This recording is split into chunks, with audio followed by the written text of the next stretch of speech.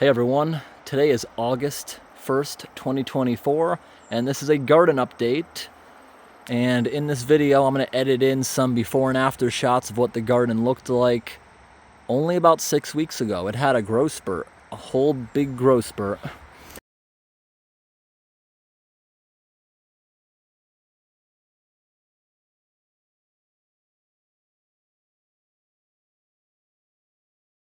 So, we got some really big heads of lettuce in here. Look at that. A couple different types. We have iceberg lettuce. Back there's romaine lettuce. Over here, the cucumbers are completely gone. The slugs destroyed them. In the back there is my asparagus plant. Half of that was kept in the house over the winter. It perked up. Some of that sprouted out of the ground. It's all outside this winter because it proved to me that it can survive the winter. Back here is the eggplant, and there's already a big one starting to grow, and there's like 4 other really small ones that already are purple. In here we have so many green tomatoes. We have probably about 50 of them that are ready to pick. Got some really big ones. We have slicers. We have the big beef ones. We have a bunch of cherry ones. We also have grape ones, which are really teeny when they ripen. And we got these weird long ones I've never done before. We also have a plant in here that's supposed to produce black ones. There's also a plant that's supposed to be yellow ones, which also, it already has a few on it. And around the perimeter we use vinegar so grass doesn't touch the electric fence and short it out. And it's done a good job. The bear hasn't been in here all year. The bear's around all the time this year because of all my berry bushes. That's actually a perfect head of lettuce there. Probably because it's not supposed to be there. I think the rest of them there are just overcrowded. This right here is my radishes. They're not growing too much at the moment. I actually forget, that might be my onions. Those might be the radishes that are flowering over there. I'm not exactly sure. But the lettuce isn't supposed to be there, and it had enough space to grow. Those are a bit overcrowded, so that's why we got a perfect head of lettuce there. And the seeds are tiny. That's why it's kind of hard to just plant one. But next year I'll just put even fewer. Thinking about trimming around the well, actually. More access around it. I don't know yet. Should I leave it in the trees, or should I cut everything down so I can take the lawnmower around it? Same with this other well. Thinking about making that a little trail behind it. I did some trimming over here by the well. It was very overgrown before. Now there's lots of access space. I was gonna make it so I could walk all the way around it, but there's some boulders I'm unable to move. I also have a ton of hot peppers here. There's more hot pepper plants, different shapes. Back here, I think those are bell peppers starting. Last year I had no success at all with peppers. Last year was our coldest season, I think, in my life for this area. Wettest season, and peppers love heat. It's been hotter this year, not as much rain, except we're not in a drought, which is awesome. We have a lot of hot days, but we're getting enough rain, which is a really good thing. This liner's working out good. Don't have to water it every day. At first, the sprinkler timer was on every day, but sometimes mold starts to grow. That's what's killing all the leaves right there in the center. Now the sprinkler only turns on like once a week, just in case it doesn't rain. But this liner keeps moisture, but kills weeds. I do have a fungicide I'm gonna go ahead and spray in here to help save that, because we still got over 2 months worth of growing season left. Everything around here did start getting super lush. The forest is nice and thick now. Give it a couple more weeks, my giant sedum plants are gonna start turning pink. Also have these also flowered already. And I learned something. See, this right here is mint plant, which was a mistake planting in this garden. It becomes invasive where the rest of these plants almost died. This stuff gets so tall and it blocks the sun. So I sprayed a little teeny bit of Roundup on the mint plant in between everything else. Didn't affect anything else because I didn't get it on anything else. But these things have runners. They're all connected underground. It killed everything perfectly. And Roundup the company says is only in the environment for about 3 to 6 days. Then it's completely gone. But you gotta wear a mask when you use stuff like that. We got some blueberries already ripe, nice and yummy. Not as many as in years past. My blueberry bushes seem to be slowly dying out despite giving them plenty of fertilizer. I used to get over a half a 5-gallon bucket worth of them. Now, slim pickings. And I also have a huge competitor in the berry bushes this year, the bear. Notice how the center of my berry patch, see how it's all crushed? I don't ever go in there, but he actually made a really good trail that I can get in there and actually get more berries now. If I zoom in, you'll see there's hundreds of raspberries over here. Well, the bear plowed in here and just was probably laying down in there for a while eating. Yeah, we haven't been putting any food out in the past 2 months to deter the bear, but guess what? The bear is on the property nearly every day, but it's not being attracted by human food. It's being attracted by these wild berry bushes I'm just allowing to grow since they're delicious. Right here, I didn't plant anything in here except a few lupine seeds, which probably won't get to maturity this year. I don't know if they will or not. They might not even produce seeds. Planted them too late. That was my mistake. But the chives, which are naturally slug resistant, and most animals won't touch it, but scissors and cut fresh stuff. I'm hoping it spreads. Chives are naturally slug and snail repellent. Got huge compared to the spring. The bear loves my berry bushes. And right over here, right underneath the butt pole, which a lot of people said I should probably drill a hole in so a bird will use it as a house, which is hilarious. Underneath there, we have a lot of, these are black raspberries. I didn't plant them, they just grew here wild. They all seem to be separated. There's no raspberries here, just black raspberries. They don't outcompete for some reason. They just have their own space. The bears also comes over here sometimes, but none of these are crushed down. I guess I have an adequate trail. You see, I have a trail back here behind it so I can access more berries myself. And the bear comes through these trails all the time and eats the berries. Just so the berry bushes don't completely kill out, these are my daylilies. There's also some water irises. The ground is squishy enough to support the water irises. At the end of the season, I'm gonna mow this area, not all this, just where the daylilies are to the ground once they die. That way next year they have more space to get bigger without being just shaded out by the bushes, because I like the flowers too. I need to do a little bit of weeding in this pot, but I gotta be careful with gloves because there's a cactus in here that has little teeny thorns. The cactus grew a whole bunch of the season, and that's a cactus that survives winter. I'm not sure what it's called, but a friend gave me that, and they said they found it growing on Cape Cod. So maybe it's a native cactus, I'm not sure, but it survives the winter, and once it gets mature, it'll have some beautiful flowers. My rhubarb plant got huge. It can harvest some of that. And this pot over here is nothing but wildflowers. Oh, this one just opened today. I wasn't open a few hours ago when I was over here. Beautiful.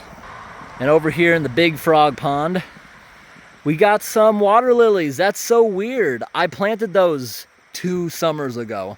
It grew a little bit, only had 1 lily pad, no flowers. Last year, nothing all summer.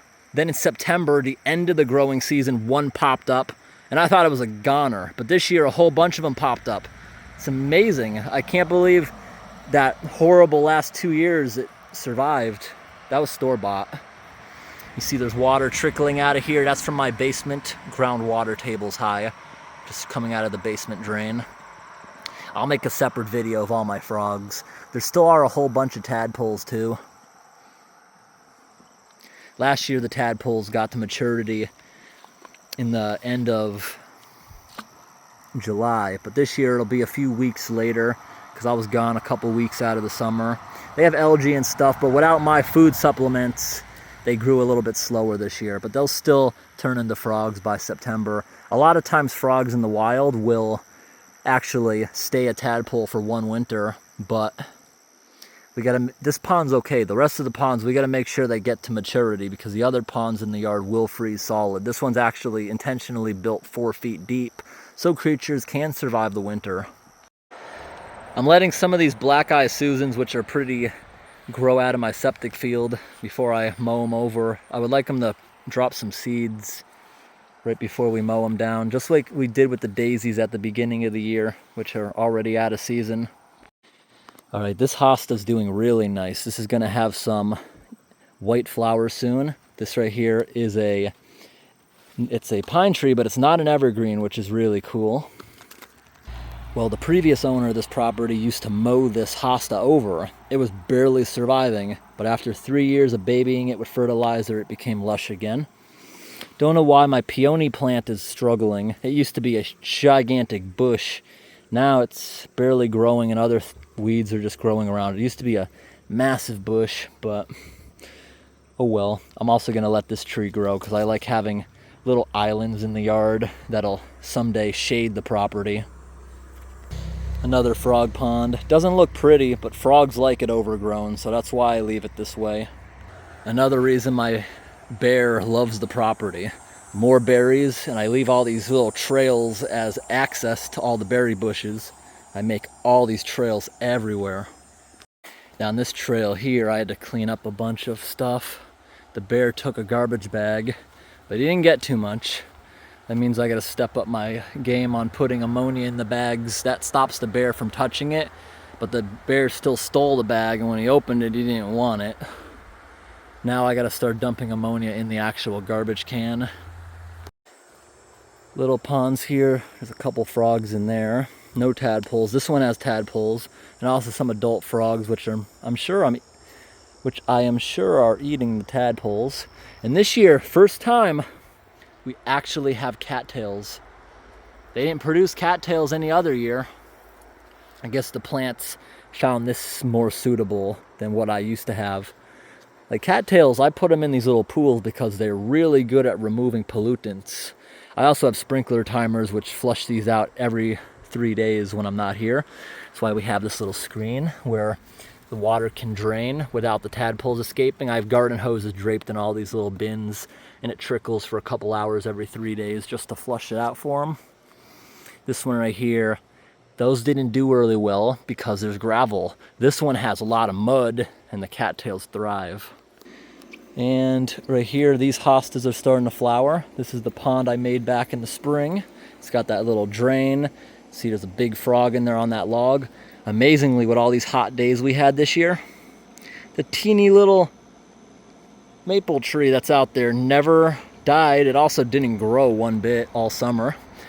It's now shady, so the big solar fountain's not running, but everything's looking good, very lush, bushy, and I'm not gonna trim it. Some people might not like how this looks, but I leave it overgrown because the frogs like it, the snakes like it. They like all this cover around the pond. Once a year, I'll pull out all the solar lights with the lawnmower, go right up against it after the first deep freeze when all these creatures are already in hibernation.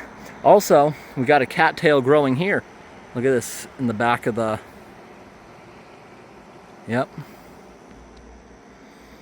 Now this water's also kept very clean. It has the overflow, which trickles over real slow so tadpoles don't get lost.